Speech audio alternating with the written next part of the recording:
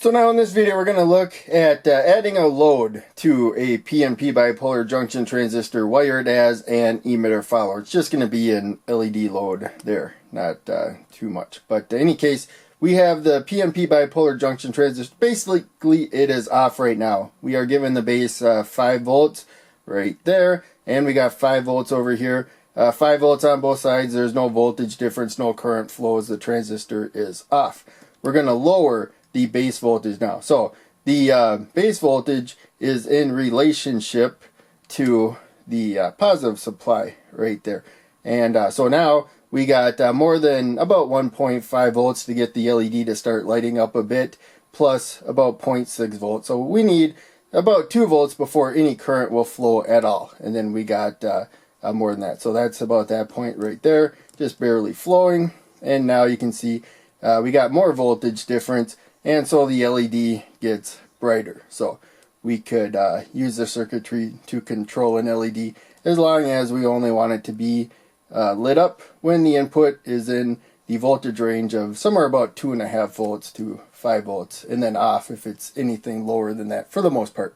So now zooming in, when we were just using a resistor so we could give a signal voltage coming out, I had a 1000 ohm resistor because current had to flow through it. Now we have current that can flow through the load, and it only has one way to ground through the transistor there.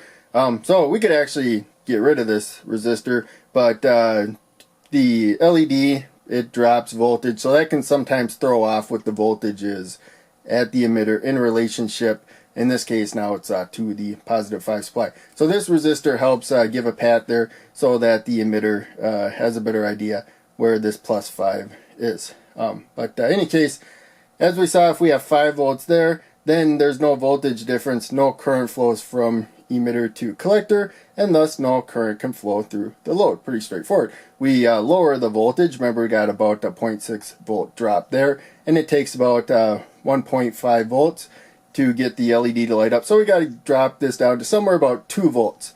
So those 2 voltages add up, and the LED can start conducting a little bit. It'll be faint.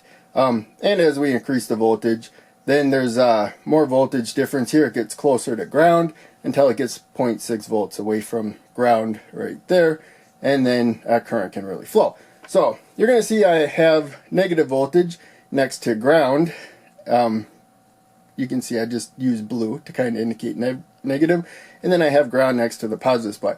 A lot of times with PNP bipolar junction transistors, the ground is actually on the more positive side, and there's a negative voltage in relationship to that. Usually you got the negative voltage, ground, and then a positive voltage. You might have NPN working its way up there to a positive voltage. That's when you divide or split dual power supply. There's a bunch of different names. So I just wrote that. You can think of that. It might be easier when you looked at the NPN bipolar junction transistor. You had your voltage on the collector side, and on the emitter side you had ground. So we got that here. Only instead of the voltage being positive, now it's a negative when it comes to what's on the collector side. Hopefully that makes sense.